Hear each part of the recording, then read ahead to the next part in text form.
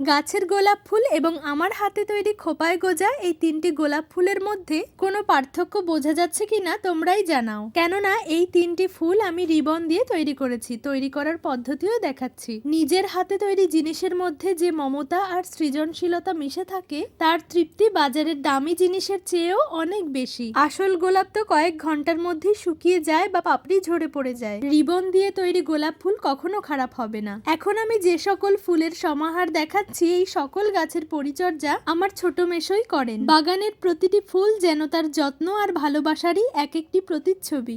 ফুল হলো মাটির হাসি। প্রকৃতির এই নিপুণ কারুকার্য মাঝে মাঝে আমাদের অবাক করে দেয়, মনে হয় যেন কোনো এক অদৃশ্য শিল্পী নিখুঁত পরিকল্পনায় প্রতিটি পাপড়ি সাজিয়েছে। মেশোর এই নির্লস পরিশ্রম সত্যি সার্থক। কথায় আছে না, পরিশ্রম সৌভাগ্যের প্রসূতি। এক্ষেত্রে মেশোর হাতের ছোঁয়ায় সেই পরিশ্রমী নান্দনিক সৌন্দর্যে রূপ নিয়েছে।